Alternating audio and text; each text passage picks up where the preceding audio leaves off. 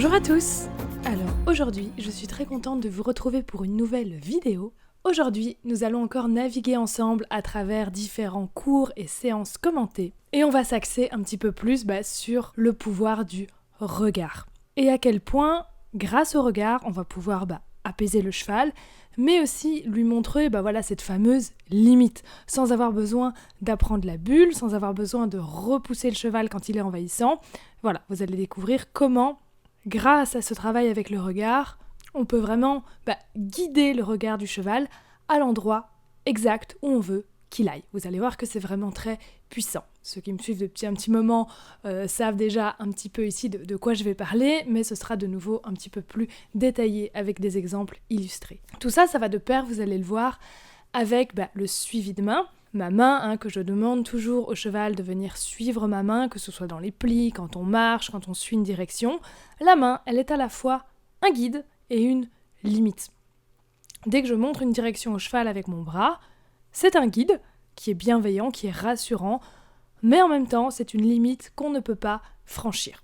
Et vous allez voir que le plus important à comprendre ici, c'est qu'il ne faut jamais repousser le cheval avec ce bras ou avec cette main. Il faut arrêter le cheval à la limite et laisser le temps au cheval de s'y stabiliser. Et ça, c'est beaucoup dans votre énergie. Si à chaque fois que le cheval vient un peu trop fort, veut passer pour venir mordre votre bras, passer au-delà de votre bras pour venir sur vous, vous passez votre temps à repousser le cheval, il ne comprend jamais du coup où est exactement la limite. Il ne comprend pas où est exactement le oui et où exactement il doit s'arrêter. Et cette limite doit être vraiment très précise parce que les chevaux entre eux sont très précis. Il faut donc lui permettre de se stabiliser à la limite. C'est pour ça qu'on ne repousse pas, on stabilise. Et je vous l'avais déjà un petit peu montré dans des vidéos précédentes avec l'Arthos. Il faut vraiment permettre au cheval de comprendre et de ressentir pleinement cette limite. Et donc c'est pour ça qu'il va falloir vraiment apprendre à tempérer nos gestes et vraiment juste varier l'énergie qu'on va mettre dans ce bras. Parce que le fait de repousser sans cesse le cheval, ça ne lui apprend rien, ça ne lui fait que lui rajouter des tensions, de la frustration, de l'incompréhension. On va commencer tout de suite avec quelques extraits d'une jument qui a 20 ans, qui s'appelle Roxane, et de sa propriétaire Lucille. C'est une jument qui n'a jamais beaucoup travaillé, qui était en prairie, et la propriétaire ici, voudrait un petit peu faire des balades avec elle, travailler un petit peu à pied, mais c'est une jument, vous allez le voir, on va illustrer évidemment ce que je viens de vous dire, la limite, le regard, etc. Mais je vous mets un petit peu le contexte de cette jument avant de venir à ça. C'est une jument qui s'ennuie très vite, Vous allez le voir ici sur les images, quand elle marche ici en piste, elle a les focus un petit peu vers l'extérieur, on sent qu'elle ne s'amuse pas du tout dans ce qu'elle fait, et c'est une jument qui peut devenir agressive en fait, qui peut vite se faire dépasser par les émotions. Tout ce qui est montée en phase, etc., on oublie complètement avec elle, parce que de nouveau, ça ne lui plaît pas trop, donc elle supporte un temps, et puis au bout d'un moment, elle dit « zut ». C'est une jument aussi qui a beaucoup d'anxiété de séparation, et donc elle peut devenir dangereuse, parce que dès qu'elle quitte ses copains, elle peut avoir envie de traîner sa propriétaire pour retourner vers le pré. Donc ça, de nouveau, cette problématique, vous savez comment ça se travaille, c'est qu'on va s'éloigner du pré, du confort petit à petit, et dès qu'on sent la moindre tension, la moindre anxiété, on revient en arrière, on stabilise, puis on repart à chaque fois un petit peu plus loin. Mais avant d'en venir à ça, avant de venir travailler l'éloignement pour partir en extérieur dans le calme, il faut avant tout travailler sur ce fameux regard, sur ce fameux suivi de main. Parce que quand la jument fuit en avant, on se retrouve à tirer sur la longe pour essayer de la retenir, à s'accrocher complètement sur cette longe où la jument finit par s'appuyer, elle finit par nous traîner, on est derrière, elle ne nous voit plus et c'est fini. Et là, c'est vrai avec tous les chevaux. Un autre cheval que je travaille également, à un moment donné, il est parti un petit peu dans la fuite avant que la propriétaire l'amène en piste. Il a commencé littéralement à traîner sa propriétaire à partir. Tout de suite, ce que j'ai fait, c'est que je l'ai pris vraiment au niveau du licol. Alors je dis toujours la longe longue, etc. Mais quand on est comme ça, un petit peu dans un cas d'extrême urgence, là, on fait revenir le regard. De nouveau, on va pas tirer pendant 1 heure, on va pas s'accrocher pendant 1 heure, c'est juste un geste précis au bon moment pour faire revenir le regard. Tout de suite, j'ai pris sa tête et j'ai vraiment plongé vraiment ses yeux, donc là j'ai forcé un petit peu sa tête à revenir, mais j'ai vraiment plongé ses yeux dans les miens. Tout de suite, il a arrêté le mouvement, il s'est dit « Oh, j'ai un regard calme ». Tout à coup, j'ai une énergie calme qui m'envahit. Et du coup, je switch. Il avait le regard sur les copains, sur l'endroit où il était en train d'aller. Et là, du coup, Oh, il s'est laissé envahir par ce regard. Parce que voilà, déjà ce cheval, on avait travaillé le regard, donc c'est quelque chose qu'il connaît. On était dans les balbutiements, mais c'est quand même quelque chose qu'il connaît. Et donc du coup, hop, tout de suite, il a freiné, et on a pu, voilà, même s'il y avait encore de l'attention qu'il regardait encore un petit peu vers les copains, on a pu plusieurs fois rattraper ce regard par la suite, parce qu'en plus, il avait compris que ça l'apaisait. Et donc c'est pareil avec cette jument. Il va falloir qu'on lui apprenne justement à se plonger dans notre regard pour y trouver le calme, pour y trouver de l'ancrage avec nous et pour ne plus choisir la fuite en avant. Et ça, avec une jument qui a comme ça tendance à choisir la fuite en avant, ce qu'on va travailler aussi, et ça peut-être, voilà, je vous mettrai des extraits dans les prochaines vidéos, mais c'est des choses que je vous ai déjà pas mal montrées, c'est qu'on va travailler sur des choses qui l'impressionnent. Par exemple, voilà, si elle a peur un peu des bâches, c'est super, on va pouvoir travailler ça pour lui apprendre une nouvelle méthode face à quelque chose qui l'inquiète. Pour le moment, quelque chose l'inquiète, elle passe dans le réflexe, elle s'enfuit, elle traîne sa propriétaire. Ce qu'on va pouvoir faire ensuite, c'est qu'on va lui apprendre que, ok, ça t'inquiète. Moi, humaine, je le vois avant toi. Je le vois que ça t'inquiète. Et donc, je prends la décision avant toi. Et je te dis, on retourne en arrière, on retourne au confort, on décontracte, et ensuite, on réapproche à ton rythme, et on peut aller un petit peu plus loin. Et comme la jument a la certitude qu'à chaque fois qu'il y a de la tension, on revient dans le confort, elle ne prend plus cette décision automatique de se dire « je décide moi-même et je traîne ma propriétaire et je rentre moi-même au confort ». C'est nous qui amenons le cheval au confort avant que lui le fasse. Donc ça, c'est la prochaine étape. Mais avant de faire ça, il faut installer ce regard, ce suivi de main. Et donc dans ce suivi de main, ce qu'on voit, c'est qu'on a une jument qui a tendance à venir un petit peu mordre, un petit peu venir fort sur l'humain, pas méchamment, c'est juste que voilà, elle sait pas trop où elle doit s'arrêter, on lui a jamais dit vraiment stop, on la repousse, ça clairement, mais elle sait pas où est cette fameuse limite. Et donc, voyez comment je procède ici pour mon suivi de main au niveau des plis, je ne la repousse jamais. Vous voyez que des fois, juste ce que je fais, c'est que je fais mon suivi de main avec la main à plat, et quand je sens qu'elle a envie de franchir un petit peu cette limite, je lève juste mon index. Et là, c'est juste mon énergie qui change. L'énergie que je mets dans le bras, l'énergie que je mets dans ma voix, l'énergie que je mets dans mon attitude. Pour lui dire juste stop. Et c'est vraiment comme un mur. Là, mon bras, il va rester là, mais tu ne le toucheras pas, et tu n'iras sûrement pas au-delà. C'est vraiment dans cette intention, dans cette énergie. Et ça change tout pour le cheval. Parce que si vous le repoussez à ce moment-là, votre suivi de main, votre apprentissage des plis, il est raté. Là, si à chaque fois que je sentais qu'elle avait envie de me mordre, je l'avais repoussée, la jument aurait fini par s'énerver parce que je la tire avec ma main pour lui dire « viens vers moi, donne ton regard » et en même temps, je la repousse parce qu'elle vient trop fort.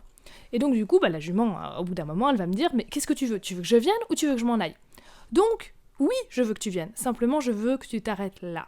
Et donc il faut prendre le temps, vous voyez, je me déplace vraiment tranquillement parce que si je vais trop vite, en attirant le regard, je risque d'avoir un mouvement brusque de sa part et de pas du coup pouvoir la stabiliser à mesure. Et je la stabilise comment ? Aussi avec mon regard. Vous voyez, je demande son regard dans le mien, elle a été très réceptive à ça.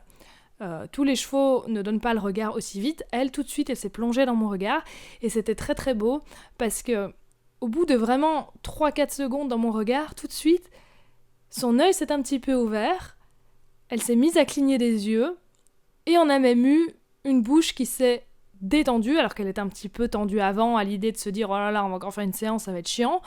Et là, on a tout de suite eu de la décontraction, une jument qui se dit « ah, là c'est différent ». Là, on communique avec le regard, et là, on m'envoie du calme. Et vraiment de la confiance, de la rassurance. Là, quand je fais la limite, vous voyez, je suis dans la bienveillance, je suis dans l'explication. Je ne suis vraiment pas dans le « je suis fâchée, et attention, il faut pas passer la limite ». Et donc voilà, je fais comme ça ce tour autour d'elle, avec ce regard que je tiens, et tant que j'ai ce regard, j'ai moins de chances aussi qu'elle passe la limite, parce que justement, elle se tient sur mon regard, et elle comprend d'autant plus mes intentions et l'énergie que je lui envoie. Les chevaux sont très très fins, et ils communiquent entre eux comme ça, avec le regard. Donc une fois que vous avez leur regard, vous pouvez pratiquement tout faire. Et après, une fois qu'on a ça, on peut continuer à faire ce suivi de main en marchant, pour éviter, comme la propriétaire le faisait au début, de tirer sur la longe, de balader son cheval, d'avoir comme ça un cheval qui est dans la connexion, dans le choix, avec une longe détendue. Et tu vas partir un peu sur le côté pour aider, voilà. Voilà, tu vois. Et là, on a du relâchement, parce qu'elle est partie sans tension sur la longe. Et là, elle se dit, ah, c'est confortable. Voilà. Bien Macron? Oui, super, voilà. Et tu vois, Et du coup, vous voyez, l'attitude de la jument change. On sent qu'en cas de stress, parce qu'on s'éloigne d'un copain, parce qu'il y a un bruit, etc., on a une jument qui est connectée avec nous, et donc on a un petit peu plus de temps avant que ça explose. On a le temps de la récupérer, de la rassurer. Alors que sur les images qu'on a vues au début avec la propriétaire comme elle marchait, là je peux comprendre que la jument, par moment, elle la traînait complètement parce que la jument n'était pas là. Et donc, petite nuance de nouveau, mais qui change tout et qui permet de récupérer son cheval en cas de stress. Cette jument aussi avait du mal à donner ses postérieurs, suite notamment à un abcès. Donc là, pareil, je vous montre ces petites images parce que je trouve que c'est très intéressant aussi ce travail-là. On voit que voilà, au début, la jument est clairement dans la fuite. Simplement, là, elle enlève le pied, mais ce que la propriétaire me dit, c'est que si elle insiste, ça finit par être dangereux parce qu'elle l'enlève de plus en plus violemment. De nouveau, si on n'écoute pas les noms quand ils sont petits, le cheval se sent obligé de donner des gros noms. Donc voilà. Toujours les noms, on les prend en compte. Ça veut pas dire qu'on s'arrête, mais ça veut dire qu'il faut faire autrement. Donc là, comme il y avait des tensions, ce que je dis aussi à la propriétaire, c'est qu'on va pas retourner demander le pied comme ça ne sert à rien. On va venir détendre. Et donc là, notamment, ce qu'on fait ici, on va demander des petits baisser la tête, mais de nouveau, baisser la tête en conscience, en suivi de main, pas en tirant sur la longe, ça ne sert à rien, là c'est juste mécanique, et ça n'apporte rien. Donc c'est de nouveau le regard qui va se plonger dans mon regard, je vais venir souffler, et rien qu'en faisant ça, le cheval il vient souffler en même temps. Ce qui est très amusant aussi, et donc ça fait partie justement de cette qualité de suivi de main, de cette qualité de limite qu'on met, de cette qualité au niveau de l'énergie de la main, qui nous sert de limite et de guide, comme je vous disais. Là, pour que le cheval ait envie de suivre cette main vers le bas, ce qu'il faut vraiment faire, c'est le faire au rythme du cheval, et d'attendre. Si on met 1 heure pour aller en bas, on met 1 heure pour aller en bas, voilà, ce qui n'est jamais le cas. Mais je veux dire, la propriétaire était très impatiente, parce que dans sa tête, l'image qu'elle avait, c'est « je suis sur mon but, je suis sur je veux que tu descendes en bas ». Et du coup, la jument sentait cette pression, et elle ne donnait pas du tout son nez ni son regard. Moi, je ne pense pas à mon but, je pense à mon cheval. Je pense à comment elle est à cet instant-là. Est-ce que là, elle est capable de me donner un peu plus ? Si oui, hop, je vais proposer un peu plus. Si pas, je vais simplement stabiliser, je vais simplement féliciter. Et petit à petit, on va descendre comme ça, de plus en plus bas, avec le suivi de main. Viens. Allez, viens. Tu vois que tu dois être moins impatiente dans ton jeu.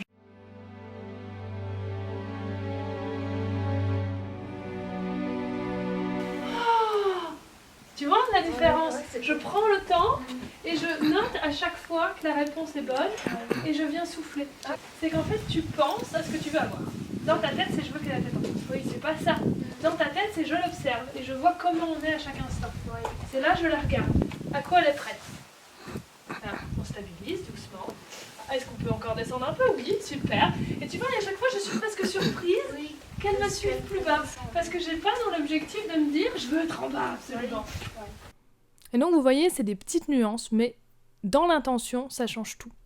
Il faut vraiment donner envie au cheval de faire avec nous parce que c'est facile, parce que c'est confortable. Souvent, on a des chevaux qui disent non parce qu'on leur rend les choses compliquées, parce qu'on veut tout de suite arriver au geste parfait. Et exactement pareil avec le pied. Là, ce que j'ai fait avec la jument, c'est pareil. Demander ce regard, une fois que j'ai eu la décontraction, pointer avec ma main le postérieur pour lui dire on va aller faire ça, c'est le sujet. Demander le pied. Évidemment, j'en profite au début, vous le voyez, de demander le pied sur lequel elle est bien placée, pour faciliter de nouveau les choses. Ça ne veut pas dire qu'il faudra toujours faire comme ça, mais on se facilite la vie pour bien partir. Je le demande, j'attends que ce soit elle qui donne, et une fois que le pied est levé, je vais féliciter. Au début, je vais féliciter juste ça, et je vais venir récompenser. Oui, oui, bravo. Et la jument, j'ai vu vraiment dans son regard, elle était étonnée. Elle se dit « Ah, mais c'était juste ça !» Mais oui, c'était juste ça. Et après, on va demander plus. Mais le problème, c'est qu'elle s'énervait avec sa propriétaire parce que la propriétaire voulait lui demander quelque chose trop vite, qu'elle pouvait pas encore donner. Ça ne veut pas dire qu'elle pourra pas le donner très facilement, le fait de faire comme ça à son rythme. Ça ne veut pas dire que ça va prendre 6 mois pour le faire, loin de là. Mais ça veut simplement dire qu'il faut montrer au cheval que c'est facile et que c'est chouette. Et que tout est un jeu. Et que j'utilise cette même voie que j'ai utilisée pour les plis, pour le regard, pour également en piste ce qu'on a fait, petit jeu d'éveil où on est venu pousser une balle, ça pareil, ça lui a complètement ouvert le regard, ça l'a énormément amusé, on a même pu le faire en liberté, alors qu'en début de séance, on voyait clairement que si on mettait la jument en liberté, elle serait restée immobile ou elle serait partie faire sa vie. Pourquoi ? Parce que de un, elle comprend pas trop ce qu'on veut, donc souvent c'est ça, les chevaux quand on commence en liberté ils comprennent pas, donc ils restent un peu comme ça, ils disent mais qu'est-ce que tu veux ? Là, avec le jeu d'éveil, on a un but vers lequel aller, donc c'est un petit peu plus simple. Et puis en plus, voilà, ça met beaucoup de joie. La jument a un oui très facilement, juste en faisant pousser un ballon. C'est un but très clair qui est matérialisé, et donc voilà, ça suscite l'envie. Et donc j'utilise cette voix où je lui dis on pousse, où je félicite, et je réutilise ensuite la même chose quand on fait les pieds. Et donc je suis vraiment sur cette même humeur que quand on faisait le jeu, c'est exactement pareil, et je suis là pour lui expliquer, et pas du tout pour la corriger. Et donc, j'ai vraiment vu son étonnement, et après on peut aller un petit peu plus loin, commencer à prendre un petit peu le pied, et toujours rendre le pied avant que le cheval l'enlève. C'est toujours pareil, si on lui redonne après, que lui est tiré, alors c'est bien, on n'a pas empêché la fuite, mais c'est le cheval qui a trouvé la solution, et pas nous. Donc voilà, toujours le même principe. Il faut vraiment être content de chaque mouvement que donne le cheval, même si c'est un tout petit mouvement. Comme avec ce suivi de main pour descendre vers le bas. On est content à chaque petite descente, un petit peu plus. Et on prend le temps, et on accompagne le cheval, on le stabilise dans le mouvement.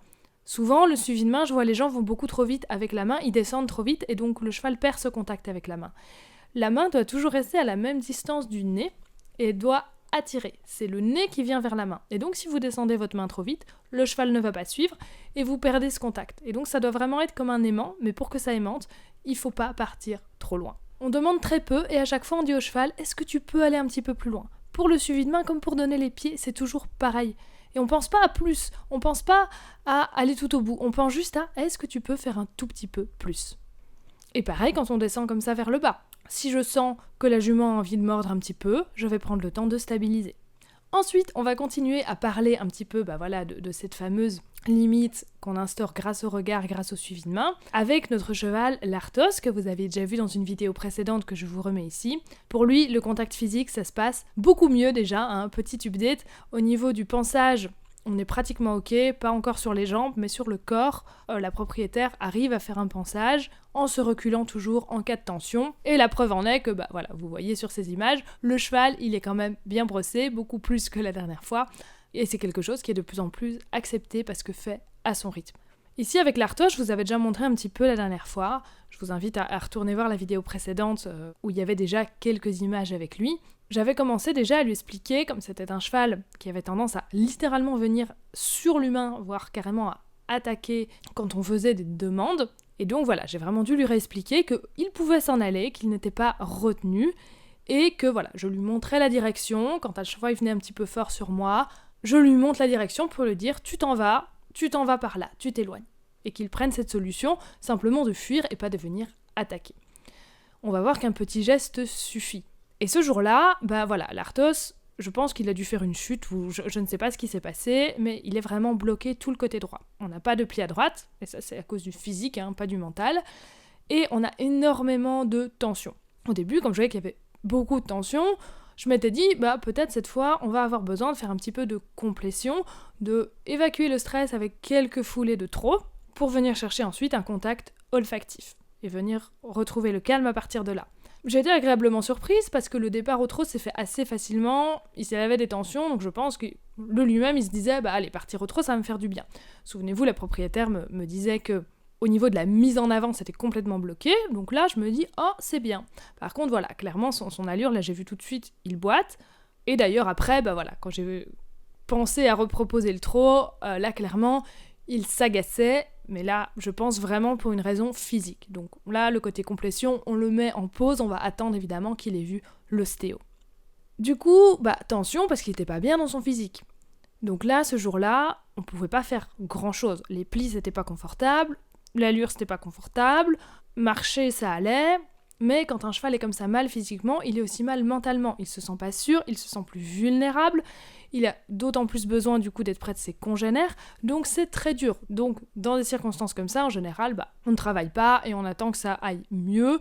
De nouveau, c'est un cours, on essaye quand même de faire des petites choses, par contre je ne vais faire que ce que le cheval est capable de donner. Et donc même s'il est capable de me donner que 2 pas, on va faire que 2 pas. Et donc de nouveau, je pars vraiment dans cette idée de me dire, c'est lui qui va me dire ce qu'il est capable de donner. Je me rends compte qu'avec la balle qu'il avait découvert la dernière fois, là, on a un petit peu de motivation, on a de l'envie, il le fait avec plaisir.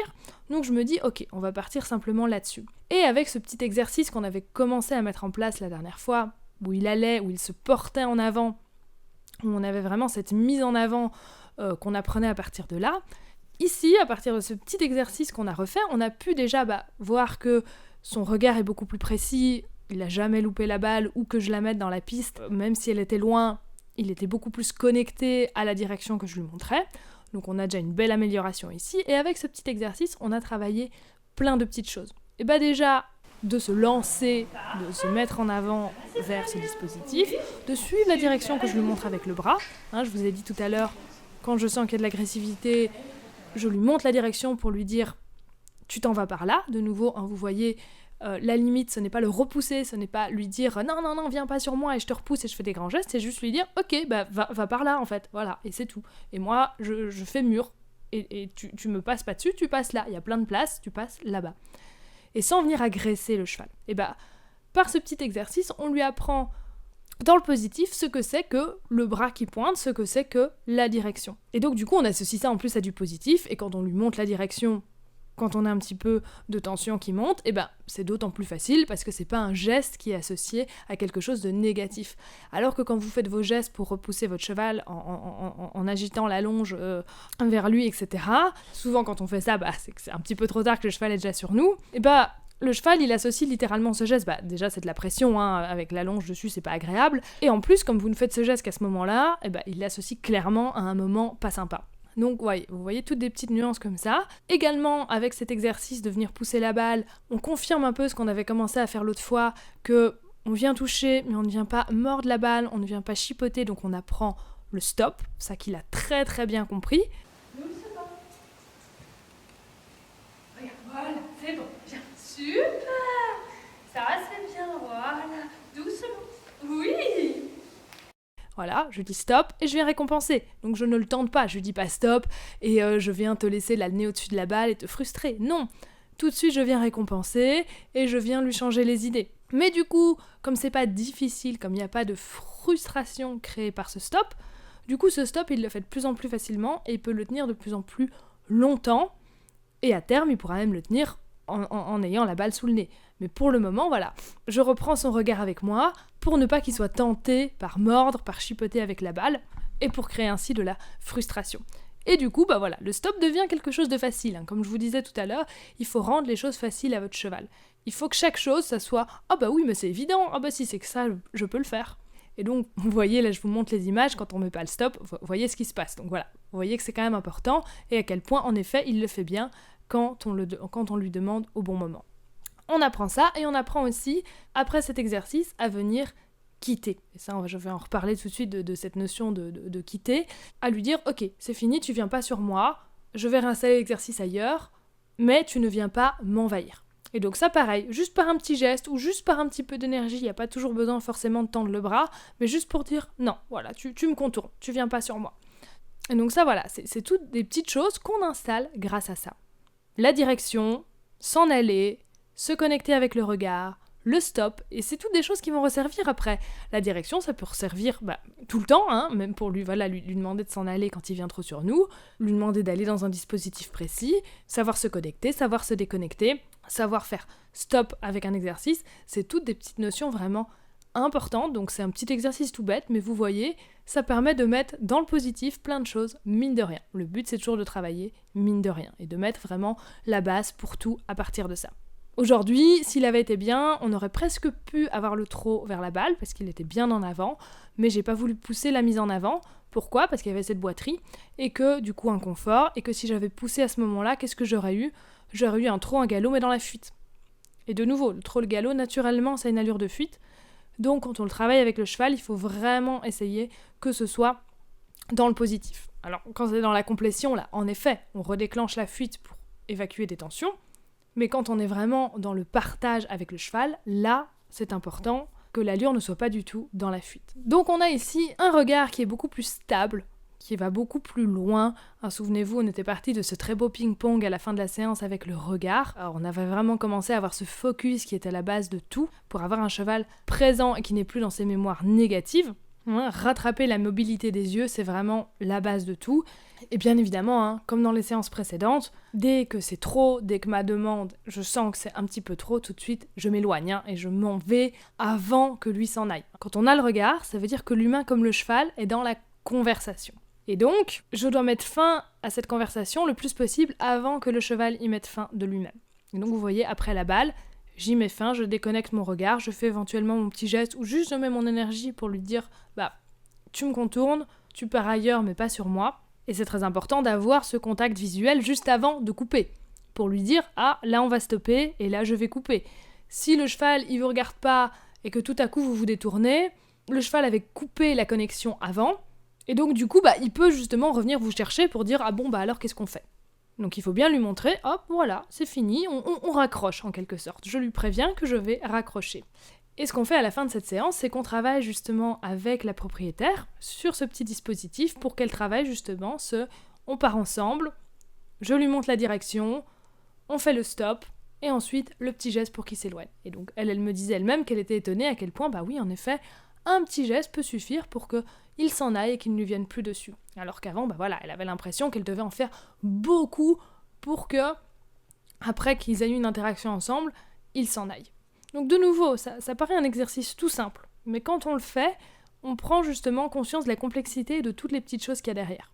Donc vous voyez qu'on essaye vraiment d'analyser chaque émotion du cheval et de les prendre en compte au bon moment pour éviter que chaque émotion devienne de l'agressivité. Et je vous disais, l'importance du regard pour pouvoir installer la limite. Vous voyez avec l'artoche, je vous remets rapidement ici l'image quand il venait un petit peu sur moi, énervé. Comme je prends le temps de capter son regard pour lui dire « oh, je suis là, on se calme ». Et comme on voit le cheval qui d'un coup s'arrête, et même s'il ne s'apaise pas encore complètement, il prend le temps déjà de réfléchir. Comme je vous disais tout à l'heure avec l'exemple du cheval qui emmenait sa propriétaire, de reprendre le regard, ça permet au cheval de réfléchir et de se redire « ah ouais, attends, je suis en train de faire quoi ? Je suis où ?» de revenir dans l'instant.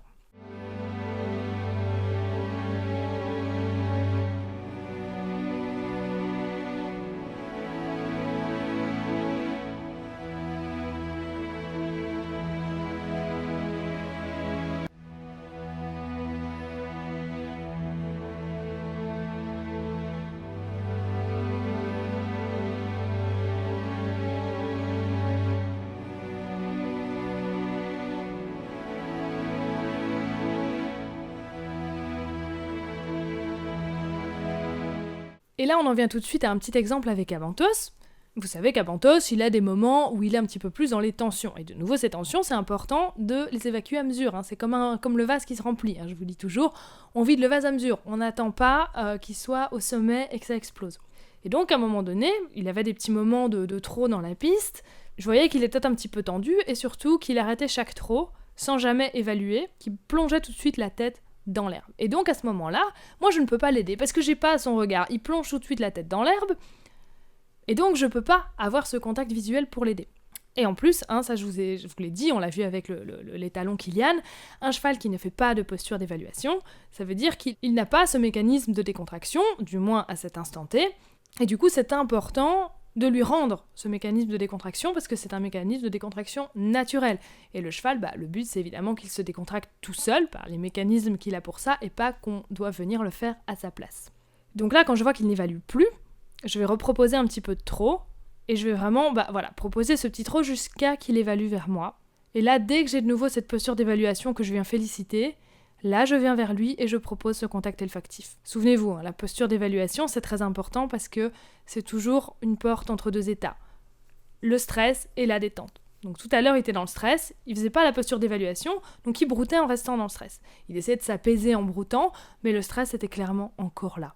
Alors que là, avec la posture d'évaluation, on a du stress, évaluation, je viens l'aider avec le contact olfactif et la remise au calme, avec aussi mon regard, et on repasse à la détente. Et on a vraiment du coup ce changement d'état. J'initie le trot, j'initie le contact olfactif, et j'initie le calme. Et là, on rend le cheval de nouveau acteur qui retrouve ses mécanismes de décontraction pour les réutiliser ensuite, et qui gère du coup ses émotions.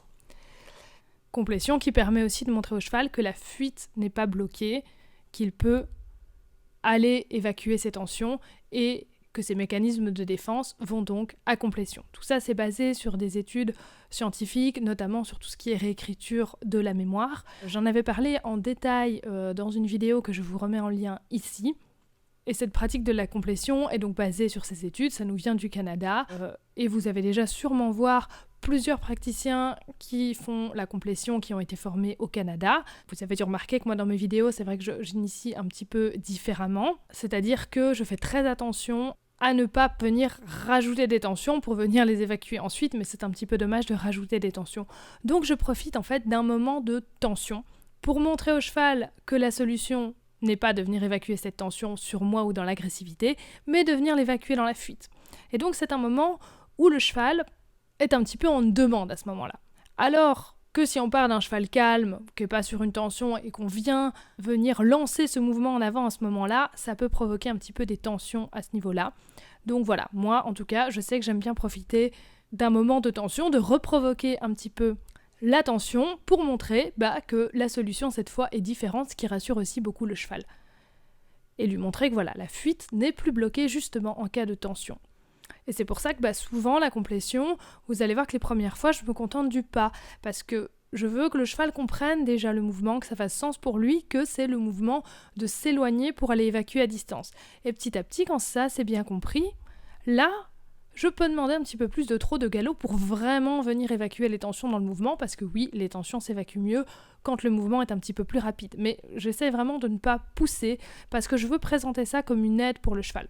Et donc je procède un petit peu plus progressivement, et dans tous les cas, oui, dès qu'on a posture d'évaluation et contact olfactif, ça permet en effet de revenir à des contractions. Ce qui est bien aussi, voilà, c'est de se mettre le plus loin possible pour demander cette mise en avant. Alors, suivant l'infrastructure, c'est pas toujours possible, mais voilà, le se mettre le plus loin possible pour demander ça aide aussi à ne pas venir ajouter de la pression. Et après, voilà, pour cette mise en avant, tout part en fait de la façon dont on envoie notre énergie. De nouveau, on n'a pas besoin de faire des grands gestes, si de nouveau le cheval est bien préparé. Si justement, comme je vous ai dit, je l'ai déjà expliqué dans un premier temps, qu'on partait évacuer à distance déjà ou pas, et après on peut venir rajouter l'allure. Et c'est toujours une question d'avant d'envoyer votre énergie, d'observer et de dire là, est-ce que mon cheval, il est prêt à recevoir cette énergie ? Et le préparer pour qu'il soit prêt à la recevoir et pour à peine avoir besoin de demander pour pouvoir envoyer ce trot. Il n'y a pas besoin de faire de grands gestes quand l'énergie envoyée est juste, est bien dosée et surtout elle est comprise par le cheval. Ça a été très efficace parce que notre cher Abantos, le lendemain, j'ai eu une séance absolument magique avec lui, j'ai arrêté évidemment là-dessus, et le lendemain, j'ai eu une séance superbe. Faut savoir, voilà, pour nuancer le tout aussi, c'est qu'il a vu récemment l'acupuncteur et l'ostéo, je vous en avais parlé dans une précédente vidéo, qui a vraiment fait des miracles avec lui, qui a vraiment fait tout un travail de fond, autant physique que mental. Et donc, voilà, l'acupuncture, ça agit sur le long terme, pas uniquement sur quelques jours. Et donc, voilà, je sens que j'ai un cheval qui bouge de mieux en mieux, qui est vraiment de mieux en mieux. Et là, en plus, le fait d'avoir fait ce petit moment où je lui rends son mécanisme d'évaluation alors qu'il était tendu, on voit tout de suite le résultat le lendemain avec un cheval beaucoup plus apaisé. Et la preuve en est qu'il m'a carrément reproposé de sauter. C'était vraiment assez fou parce qu'on s'approchait de cette ligne de cône et je les ai regardés sans spécialement penser au fait qu'il saute, mais en me disant tiens, qu'est-ce qu'on pourrait faire avec ça, en l'envoyant un petit peu vers. Et lui m'a proposé tout de suite le saut en liberté. Donc là, c'était vraiment clairement un choix de sa part. Et après, on a continué à jouer autour de ça. Donc voilà, de nouveau, la magie, une fois qu'on ouvre comme ça la communication avec son cheval, la magie d'avoir un cheval qui va vraiment vous dire comment il se sent et ce qu'il a envie de faire et vous proposer des choses. Et vous voyez, il propose carrément des choses qui peuvent même être un petit peu plus compliquées. Je le redis ici, il ne faut pas croire que le cheval va devenir fainéant parce qu'on ouvre la communication, bien au contraire. Importance du regard aussi, pourquoi ? Parce que le cheval, il voit pas le monde comme nous, c'est une évidence, mais les sens du cheval, il y a vraiment un ordre de prédilection pour percevoir le monde. Et le sens le plus important, c'est quoi ? C'est la vision, pour détecter les mouvements. Et donc, pourquoi on part justement du regard ? Parce que c'est le sens qu'il utilise le plus. C'est le sens qu'il utilise pour détecter s'il y a un problème, pour s'apaiser, pour comprendre les autres, pour tout. Donc c'est pour ça qu'on part toujours de ce regard. Ensuite, il y a l'audition, donc c'est pour ça que la voix, c'est bien, parce que l'audition vient quand même en deuxième position. Ensuite vient l'odorat, pour tout ce qui est identification, lecture émotionnelle, découverte de l'espace, etc. Donc c'est pas ce qu'il va utiliser en priorité, par contre c'est souvent un sens, ça je vous l'avais dit, qui se perd. Parce que quand il y a des tensions, c'est le premier sens que le cheval perd, n'utilise plus et qu'il va falloir faire revenir. Et en plus, comme un cheval domestique, il est plus tellement dans son système émotionnel seeking, recherche de solutions, recherche de nourriture, parce qu'on lui apporte tout et qu'il n'y a pas grand-chose à découvrir dans son pré, vu qu'il le connaît par cœur. Donc du coup, ça c'est un sens qu'il est important de réactiver en proposant notamment la manipulation, les jeux d'éveil, ça va rouvrir ce système émotionnel qui a tendance à se refermer un petit peu. Et donc ça va contribuer aussi au bien-être global du cheval. Mais la première chose, c'est évidemment ce regard, d'avoir cette mobilité du regard. Et ça va beaucoup apaiser le cheval. Parce que si son premier sens, qui l'aide à se sécuriser, n'est plus viable parce que le regard est étroit, parce qu'il n'y a plus de mobilité, on peut comprendre qu'en effet, le cheval soit d'autant plus tendu. Une fois que le cheval récupère de la mobilité oculaire, bizarrement, souvent, ça va très rapidement mieux. Le quatrième sens, c'est le sens tactile. Donc ça, je vous ai toujours dit, le contact, c'est vraiment pas le premier sujet. Et le dernier sens utilisé, c'est le goût. Le tactile, c'est vraiment plutôt pour la relation. Et le goût, c'est vraiment juste dans l'alimentation. Et donc c'est important de se mettre sur le cheval, de se synchroniser sur le cheval, dans sa manière de communiquer, et donc en utilisant ses sens dans ce sens-là, et en ayant à l'esprit quel est le sens le plus important pour le cheval. Et c'est important aussi, vu que je vous dis toujours, on va réagir avant que le cheval réagisse, de savoir aussi lire exactement où le cheval en est. Donc de savoir lire les signes avant tout ce qui est littéralement défense, quand le cheval il part dans la fuite, dans l'attaque, ou que carrément l'étape d'au-dessus, qui est carrément le cheval qui se renferme.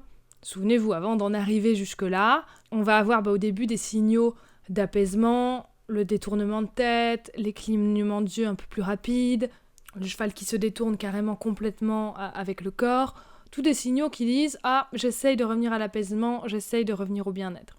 Après, on a tout ce qui est comportement de substitution. On en a vu beaucoup avec Kilian, justement, qui venait mordre les objets, etc. Après, on monte dans les tensions. On a les tensions un petit peu avec des signes un petit peu plus fins, où on a simplement un cheval qui est un petit peu plus agité, avec un cheval qui se précipite dans ses mouvements, qui se précipite quand il mange. Et puis après, on a les signes clairs de tension, où ça, c'est juste avant de passer littéralement à la défense, attaque, fuite, où là, c'est le cheval qui menace de mordre, qui menace de taper, qui rue, qui passe dans une posture avec l'encolure très tendue, les oreilles très droites, les naseaux très dilatés.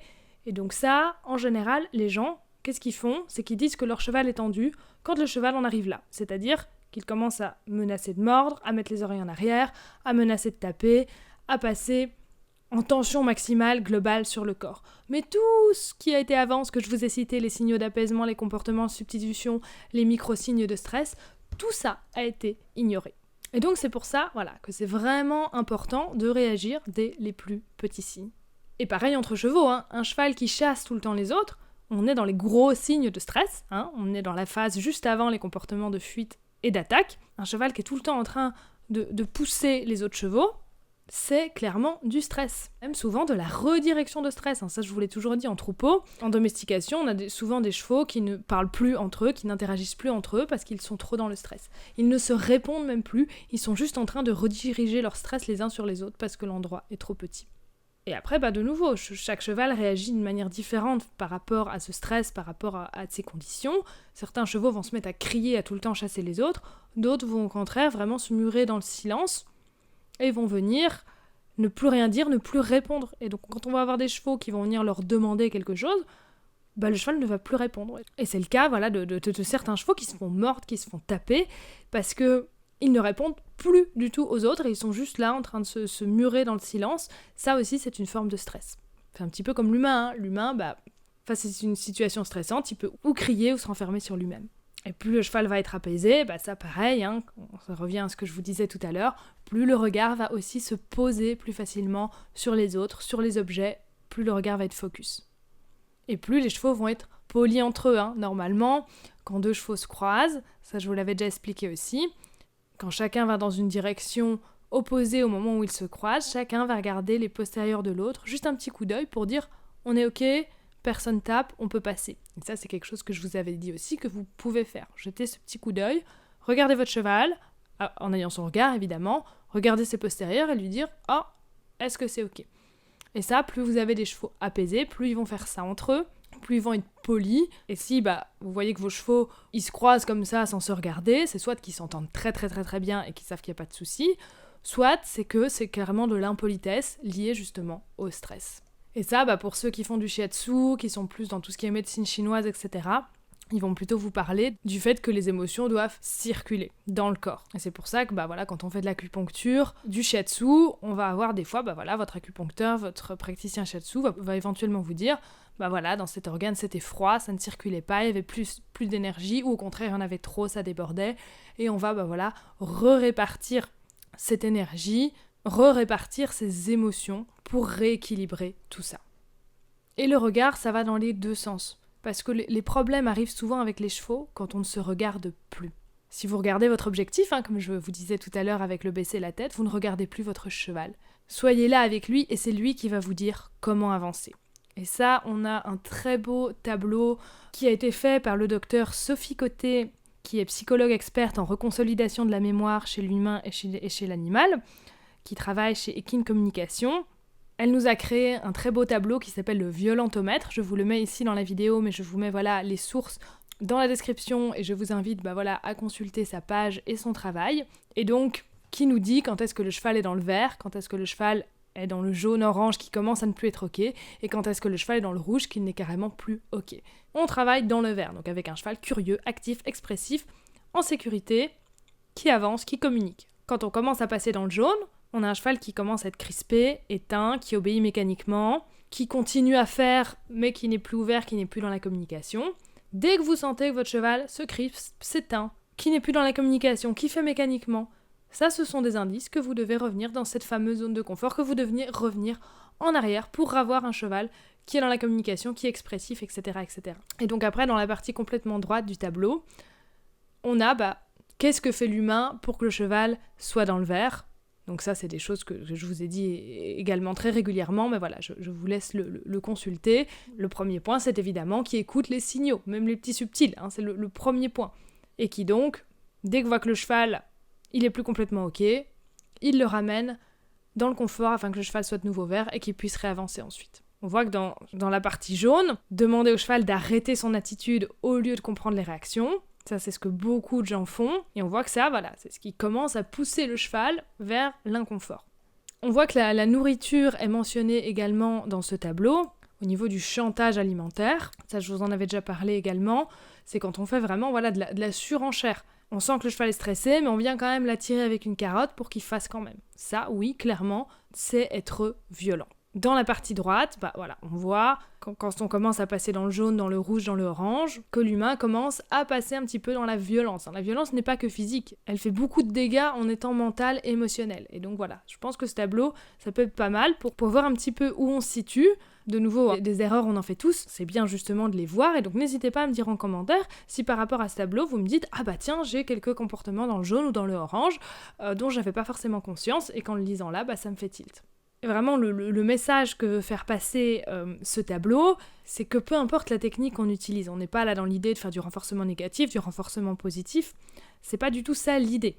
Là, on voit que c'est des comportements humains qui peuvent être utilisés autant en renforcement positif qu'en renforcement négatif. Ça n'a rien à voir avec ça. Le message derrière ça, c'est que toute technique, renforcement négatif, renforcement positif, peut engendrer à un moment donné des émotions négatives si on utilise cette technique pour contourner un état psychologique du cheval qui est déjà problématique. Et donc si on utilise ces techniques pour se dire « Bon ça va pas, mais je passe quand même au-dessus » et qu'on contourne le problème au lieu d'essayer de venir le résoudre. Et donc, quelle que soit la méthode que vous employez, il faut essayer d'être un maximum dans le vert. Que vous soyez dans la partie verte pour que votre cheval soit au vert.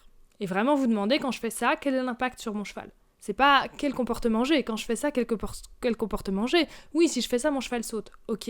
Mais comment il le vit ? Quel est son état émotionnel à ce moment-là ? C'est ça qui doit compter. Comme ça, c'est l'exemple que je reprends souvent. Un cheval immobile n'est pas un cheval qui consent. On se dit, là, mon cheval, c'est bien, il est immobile, il bouge pas, il fuit pas, c'est qu'il est ok. Non, pas forcément. C'est juste qu'il se laisse faire, qu'il s'éteint, et après, on a des problèmes, comme avec l'arthrose notamment, qui finit par devenir agressif, et qui, comme en plus, on lui a toujours bloqué la fuite, et qui a toujours retenu que faut rester immobile, faut se laisser faire, il ne prend même plus l'idée de s'en aller et qu'il faut même lui réapprendre cela. Donc voilà, le consentement, que ce soit pour le contact physique ou pour quoi que ce soit d'autre, c'est pas un luxe. C'est vraiment quelque chose qui doit être non négociable. Il faut avoir ce consentement avec son cheval pour garder justement son état psychologique dans le vert. Faire contre le consentement du cheval, ça va le pousser à s'éteindre et ça va ne faire que former des problèmes psychologiques, des problèmes d'agressivité, des problèmes de renfermement qui vont finir un jour ou l'autre par se retourner contre vous. Parce que vous poussez le cheval à s'adapter pour survivre en étant plus ou moins inconfortable, alors que si vous travaillez dans le sens du cheval, on reste toujours dans le confort et le cheval est pleinement là avec vous. Avec un cheval, comme vous avez vu tout à l'heure à Bantos avec les cônes, qui propose, qui est disponible, qui fait même plus que coopérer, alors que si vous avez des comportements dans le tableau un petit peu dans le jaune, vous avez un cheval qui fait vraiment le minimum. Alors que quand on travaille avec le consentement, on a un cheval qui peut faire bien plus que le minimum. Et ça va vraiment tout changer dans votre relation. Donc non, ne vous contentez pas d'un cheval qui se laisse faire. Que ce soit à pied, que ce soit monté, que ce soit dans tout ce que vous faites avec votre cheval. On parlait tout à l'heure des signes de tension. Un cheval au travail monté, il doit avoir la bouche fermée et souple. Si on voit les dents, si on voit beaucoup de bave, c'est pas bon.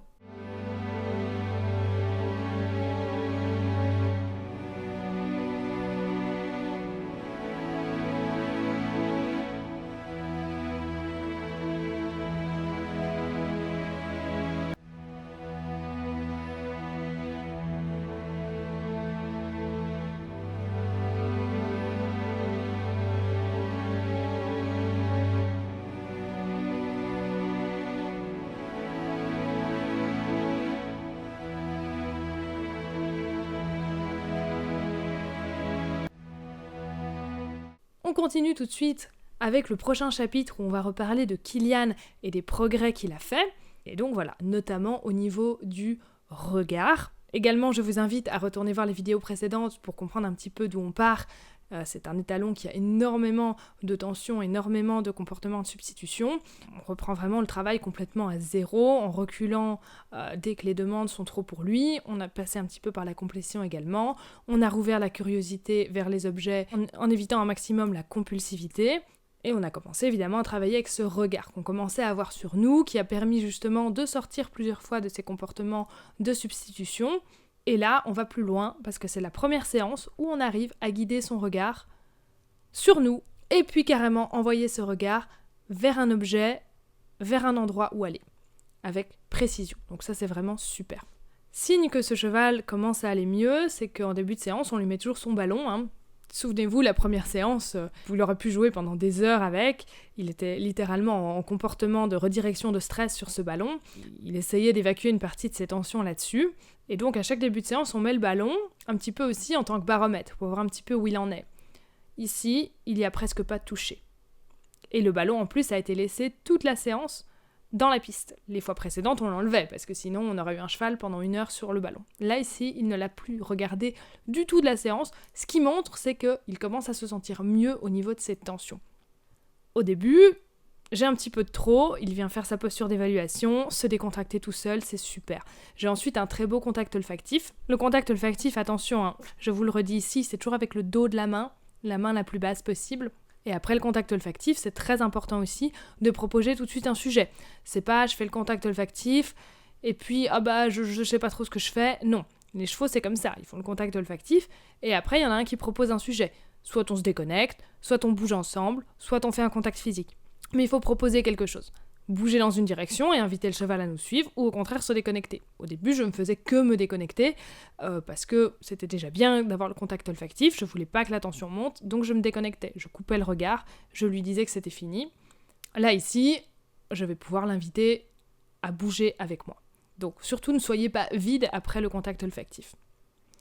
Là, on le voit à un moment donné, j'étais un petit peu trop long dans mon timing, avant de proposer de bouger ensemble, et on voit un petit peu de frustration de son côté. Parce qu'il attend que je dise quelque chose, il prend pas la décision lui-même, ce qui est bien, mais du coup il dit qu'est-ce qu'on fait ? Et ça, même quand il aura plus besoin spécialement d'évacuer les tensions, vous allez le voir ensuite parce qu'on a 2 séances en une ici, le contact olfactif, je vais toujours commencer mon cours comme ça avec lui pour ouvrir le dialogue, pour amener le calme, attendre la posture d'évaluation, amener le calme à partir de là, et avoir cette ouverture vers moi.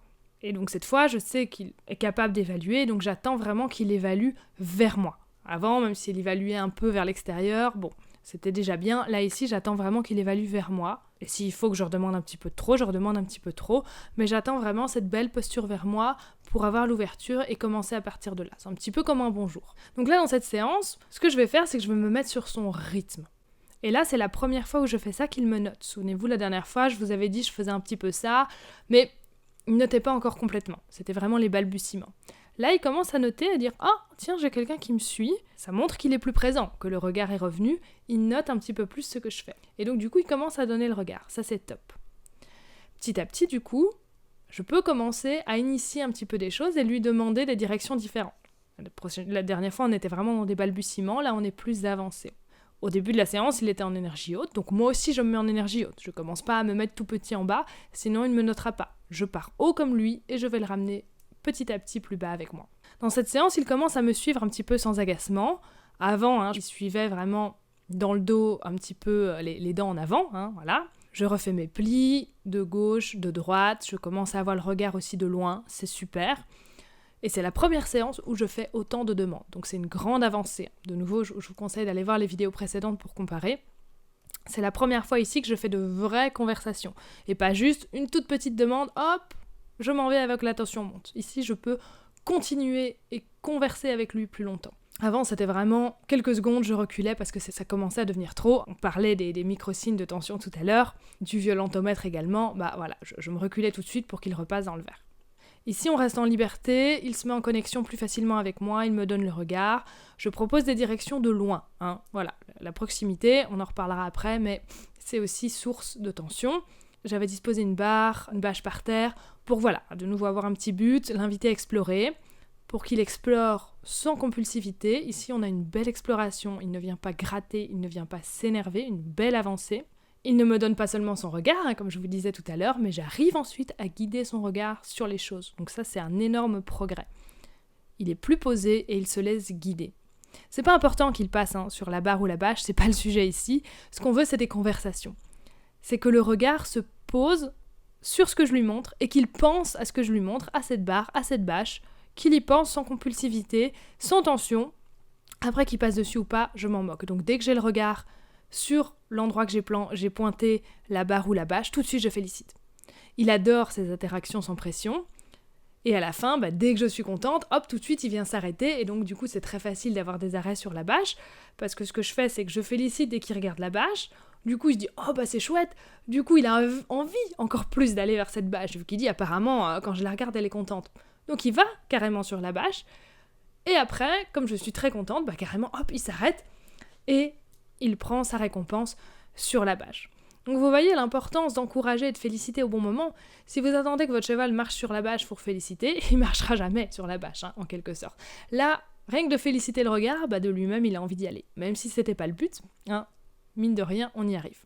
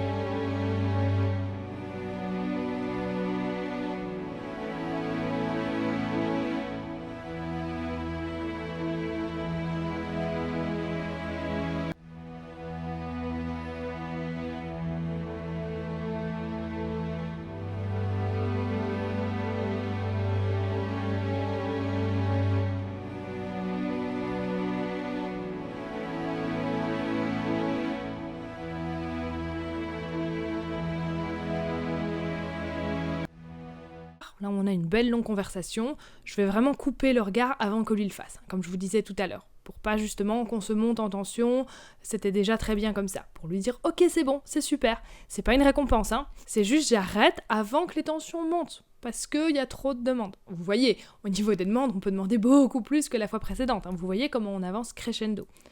Mais parfois, voilà, lui va faire le choix de rester en connexion, c'est ok, mais moi en tout cas, je lui ai dit que c'était bon pour moi et que je venais relâcher cette tension, parce que même si les demandes se font dans le plaisir, il y a toujours une légère tension quand on est dans la demande. Et donc c'est pour ça que je dis toujours, le but c'est d'être un maximum dans ces interactions où on propose des choses et pas dans des demandes. Et comme vous voyez avec mon geste, je lui suggère des directions. De nouveau, l'importance du regard, l'importance de ce geste qui invite, qui montre des choses en suivi de main à distance. Vous voyez que le suivi de main, ça peut très bien fonctionner à distance.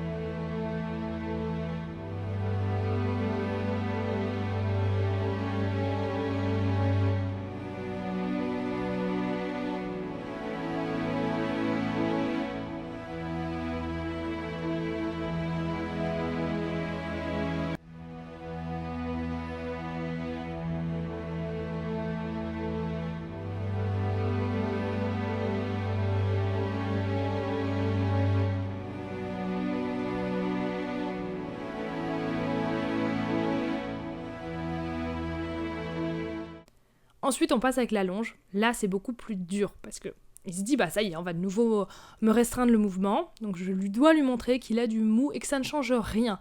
Qu'on travaille pareil. Il peut aller à distance, on travaille avec le regard, on travaille avec le suivi de main et on est dans l'interaction. On n'est pas dans la demande pure et simple, on est vraiment dans la proposition. Je me mets sur lui, je me mets sur son rythme. Pareil, comme on faisait en liberté. Et puis, quand je sens qu'il est bien avec moi, je propose un petit peu une direction. Je propose pas une allure, une direction, plus de se mettre à côté de moi, parce que là, ça fait trop. Je lui dis, tu restes là où tu es, à la distance que tu as choisie, c'est très bien.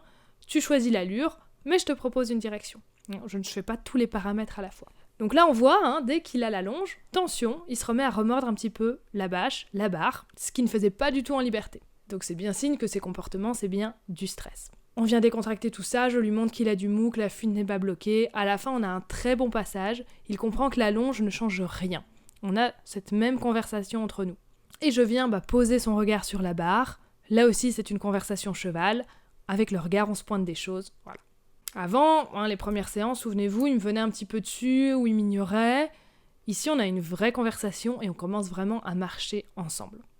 Et voyez, là encore, j'ai marché avec lui, en synchronisation avec lui, avant que lui le fasse. J'ai pas passé ma séance à lui demander « tu vas venir sur la bâche, tu vas venir marcher sur mon rythme ». Non, j'ai passé un long moment, je vous mets pas tout ici, mais j'ai passé un très long moment à juste dire « c'est moi qui vais marcher avec toi ».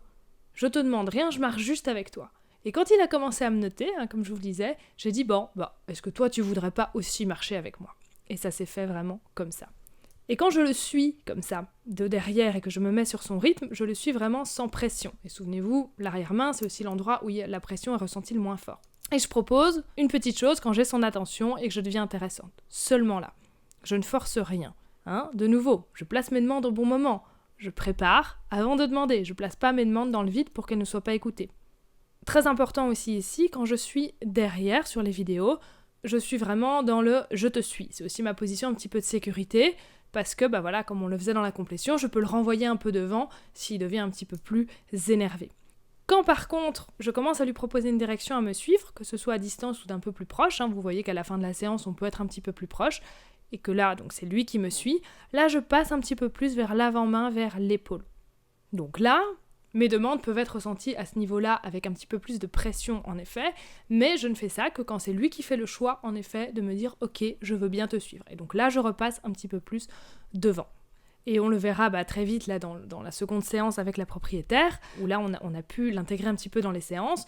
Vous allez voir que la proximité, justement à cause de ce que je viens de vous dire là, peut devenir plus facilement source de tension et que c'est très important de savoir à quel moment je me mets derrière et à quel moment je peux passer à côté de lui, à l'épaule, et que c'est lui qui me suit. Si on passe un petit peu à l'épaule trop vite et qu'on demande qu'il nous suive trop vite alors qu'il n'a pas encore dit oui, alors qu'il n'a pas encore proposé cette interaction-là, et qu'on se retrouve à l'épaule au final à le suivre tout en essayant de temps en temps de demander des choses, là on passe dans la pression et là on risque de remonter les tensions. De nouveau, je vous dis ça dans le cas de Kylian, dans l'état où il est en ce moment. Quand Kylian, on aura encore avancé dans quelques séances, il n'y aura plus de problème à se mettre à l'épaule tout le temps. Mais là, on est toujours dans cette idée qu'on avance à son rythme, et vous voyez qu'on a déjà pu agrandir cette zone de confort, mais attention à ne pas aller trop vite. Et c'est important justement d'être dans cette conversation, d'être juste, pour que le cheval réponde dans le calme aux demandes. Et du coup, on peut à chaque fois demander un petit peu plus longtemps sans que ça fasse monter les tensions. Et c'est pareil, avec ce cheval, l'idée évidemment, c'est que sa propriétaire, qu'on en arrive au débourrage, en douceur, pas avec un cheval qui rue, je vous ai toujours dit, le débourrage, c'est pas un cheval qui se jette dans tous les sens avec la selle sur le dos. Si le cheval est bien préparé, ça n'arrive pas, parce que, pareil, on recule, on s'en va, avant que le cheval ne passe en défense. Le débourrage, si c'est bien fait, c'est vraiment un non-événement. C'est pas, on attache la selle et on fait tourner le cheval jusqu'à qu'il cède et qu'il supporte la selle sur le dos. C'est, on y va progressivement, on monte la selle, on présente ça comme un jeu, comme quelque chose de facile, ce que je vous disais au début de vidéo. Et surtout, on vient enlever la selle si on sent qu'il y a des tensions. Et on va pas lancer le cheval au trot avec la selle si on sent qu'il n'est pas complètement OK. On ne rend pas les mécanismes de fuite inefficaces en obligeant le cheval à se résigner. Sinon, après, il y a tout un travail qui doit se faire pour ouvrir justement le cheval à ses mécanismes de fuite, pour lui dire si tes mécanismes de fuite peuvent aller à complétion.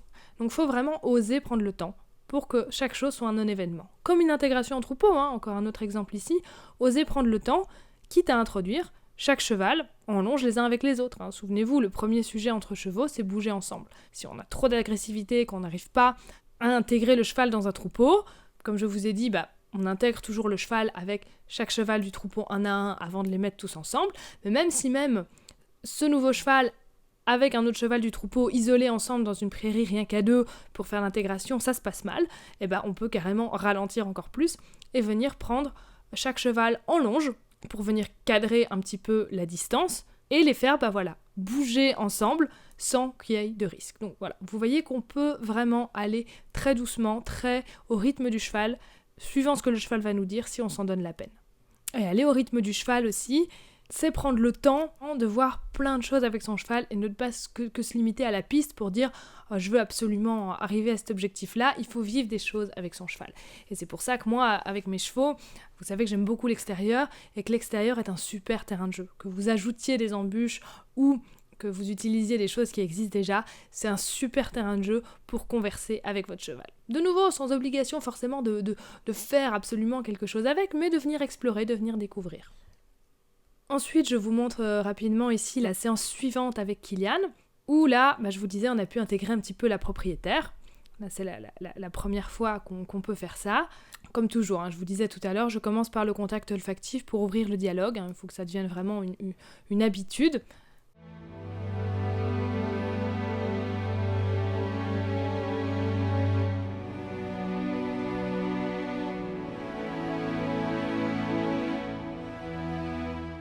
Une fois que le cheval a donné sa posture d'évaluation, qu'il est dans la conversation après le contact olfactif, je propose un petit mouvement, on peut demander ensuite le pli en proximité, et puis on s'éloigne toujours pour venir relâcher, et pour ne pas passer dans le rouge.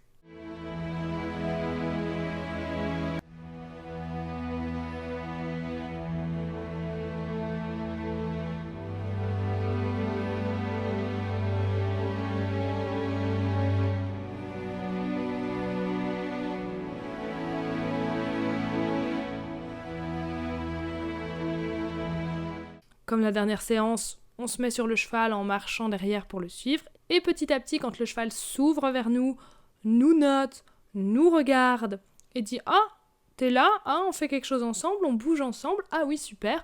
Là, on lui dit « Bah ok, et si toi aussi tu marchais un petit peu avec moi ?» Et là, on commence à proposer une direction et à passer plutôt vers l'avant-main, comme je vous disais tout à l'heure. Kilian comprend vraiment bien le geste de partir là-bas, il suit la direction. Quand il a un petit peu de tension, exactement comme avec l'Arthos, et qu'il a de nouveau ce réflexe de venir un petit peu vers nous, là tout de suite je monte la direction et je lui dis non, tu t'en vas là-bas. Pour ça c'est important évidemment de garder la bonne énergie, toujours le regard et le bon ancrage, d'être posé dans sa position. Et un bon geste avec la bonne intention, de nouveau je vous le redis ici, ça suffit. Pas besoin de 50 gestes inutiles et de repousser violemment. Je vous remontre un petit peu ici ce qu'il est capable de faire. Oui, il peut venir très fort sur l'humain, si ça va de mieux en mieux, mais quand il y a tension, voilà ce qu'il était capable de faire. Et donc c'est pour ça que, voilà, de nouveau c'est important de mettre cette limite, de venir stabiliser, comme je vous montrais tout à l'heure également avec l'Arthos. Et de venir, voilà, prendre ce regard, pour stabiliser le cheval, le faire revenir là. Ici, par rapport à la séance d'avant, on peut demander encore plus. Donc c'est une belle avancée, mais attention, la proximité met de la pression, comme je vous le disais tout à l'heure, donc il ne faut pas hésiter à s'éloigner avant que ça monte en tension. Donc ici on a eu des très bons mouvements avec la propriétaire où il a suivi très longtemps, dans le calme, en liberté, il était focus sur ce qu'elle lui montrait, mais attention ici, il y a des tensions qui se sont un petit peu remises à ce niveau-là parce que voilà, elle n'est pas partie assez vite. Il ne faut pas hésiter à repartir un petit peu comme on l'a fait la veille, partir de loin, guider à distance, sans mettre de pression. Plus vous êtes à distance, moins il y a de pression. Et puis à petit peu, on choisit la proximité de temps en temps. On se retrouve, on fait un petit peu en proximité. Et puis après, de nouveau, on demande de s'éloigner et on repart à distance pour ne pas aller trop vite. Pour que la proximité vraiment devienne un confort et pas un endroit où on se monte en tension. Et de nouveau, ce bras qui montre, c'est le guide, c'est la limite. Ça montre une direction, mais c'est pas une demande, c'est vraiment une indication. Et donc c'est important, on dit souvent en éthologie classique, on demande et puis on relâche. Ce bras, c'est pas une demande, donc il faut pas commencer à venir leur laisser tomber. Ce bras, il est toujours en avant, toujours vers la direction où on va, toujours vers le sujet qu'on pointe. Le bras le long du corps, ça veut dire qu'on ne fait plus rien, qu'il n'y a plus de limite vraiment, et qu'il n'y a plus vraiment de direction. Donc, quand on est dans le mouvement ensemble, le bras, il montre toujours quelque chose. On n'est pas dans l'idée j'ai demandé, je relâche. De nouveau, le bras n'est pas une demande. Et notre but, c'est toujours la motivation intrinsèque. Que le cheval ressente le bien-être émotionnel et physique pendant l'exercice. Pour justement éviter la fuite en avant, pour éviter les tensions. Et donc c'est pour ça, j'aime beaucoup travailler, vous l'avez vu, avec les jeux d'éveil en target, inclus dans l'exercice. quand on a un cheval qui est bien connecté avec le regard, hein, quand on est un petit peu plus avancé, de travailler également avec des mouvements lents et contrôlés pour redonner en quelque sorte du contrôle au cheval sur son corps, notamment sur les barres au sol. Hein. Souvent, les chevaux, ils ont tendance un petit peu à précipiter, autant émotionnellement, physiquement. Voilà, c'est plus facile d'aller en courant. Et donc, on peut leur apprendre à trouver ce mouvement lent et contrôlé sur les barres, confortable. Et passer des barres hein, au sol dans la vitesse, hein, ça vous le savez, ça ne sert à rien, ça ne fait travailler absolument aucun muscle. Par contre, quand on développe chaque mouvement, hein, ça c'est comme nous quand on fait du sport, c'est toujours des mouvements lents et contrôlés. Si on fait des mouvements trop rapides, les muscles ne travaillent pas vraiment. Et donc là, on va terminer cette vidéo avec un très bel exercice de caresse et abantose sur des barres au sol, pour avoir justement ce cheval qui prend le temps sur les barres, décompose son mouvement, et pour ça évidemment, il faut un regard du coup très focus sur ce qu'on est en train de faire, parce que le mouvement est lent, et donc on doit rester très longtemps focus sur quelque chose. Et donc là, le dispositif, c'est des barres au sol avec des portes de plot, donc ça donne des possibilités de chemin vraiment infinies, hein, au pas comme au trot. On s'aide ici d'une target, donc d'un jeu d'éveil, soit le saut pour l'un, soit la balle posée sur le saut pour l'autre. Et donc, grâce à ce jeu d'éveil, abantose comme caresse, ils vont venir s'arrêter du coup d'eux-mêmes et décomposer le mouvement au milieu des barres. Ils vont devoir venir ralentir pour venir jouer avec leur target. Ce qui n'était pas facile au début, hein, je peux vous confirmer qu'ils ont passé plusieurs fois un petit peu à côté. Et au fur et à mesure, ils ont pris conscience de leur corps, ils ont géré leurs émotions pour venir s'arrêter. Et comme je vous le disais, voilà, c'est pas forcément facile, mais ça leur permet de faire ça en autonomie, et pas parce que je viens tirer sur la longe, je viens les obliger à s'arrêter en mettant le stick devant, etc., etc. C'est vraiment eux qui font le choix et qui trouvent le bon mouvement pour venir s'arrêter, et du coup, on a un mouvement pas forcé et confortable, parce que si on vient arrêter son cheval en tirant tout le temps sur la longe, sur les barres, c'est pas confortable. Il va relever la tête, il va creuser le dos, et le passage sur les barres ne va clairement pas être un bien-être physique à ce moment-là, ni un bien-être émotionnel. Donc là, avec ce petit dispositif au milieu, on a un passage sur les barres de plus en plus décomposé, de plus en plus calme. Vous voyez comme caresse, au fil des passages, elle est de plus en plus focus sur le ballon, elle est de plus en plus déliée dans ses gestes. Et ensuite, on retravaille le redémarrage sur les barres, ce qui n'est pas facile aussi pour la proprioception, savoir où sont nos pieds, où sont leurs pieds au milieu des barres, et repartir de là dans le calme. Et ainsi, ils bossent vraiment tout leur corps, ils ressentent vraiment chaque muscle dans la lenteur, mais en même temps dans le plaisir. Et donc ça, c'est vraiment un chouette exercice à faire l'hiver. Comme il y a beaucoup de possibilités ici avec beaucoup de portes, important aussi de s'adapter à chaque cheval. Caresse, elle aime beaucoup quand je lui laisse beaucoup d'autonomie, lui laisser choisir des passages. Abantose, ça peut le stresser un petit peu plus. Donc, j'avais remarqué quand 1 ou 2 fois, je lui avais laissé un peu le choix des portes, j'avais eu quelques signes de frustration, parce qu'il dit « Ouais, mais c'est pas toi qui l'as demandé, c'est moi qui l'ai fait, je sais pas si c'est ça ». Quand c'est comme ça, un exercice un petit peu plus complexe où il y a plein de choses, il aime des fois bien être un petit peu plus guidé, et donc je vais faire attention avec lui de le guider un petit peu plus au début, et puis après, petit à petit, de laisser progressivement de l'autonomie. Voilà, de nouveau, on s'adapte toujours, l'autonomie c'est super, mais il faut aller au rythme du cheval. Cheval comme caresse, on va lui donner de l'autonomie tout de suite, ça va être super bien. Cheval comme abantose, si on va trop vite, on va avoir de la frustration, on va avoir un cheval qui dit « je suis tout seul, je sais pas me gérer ». Donc, toujours la même idée, on donne un petit peu d'autonomie.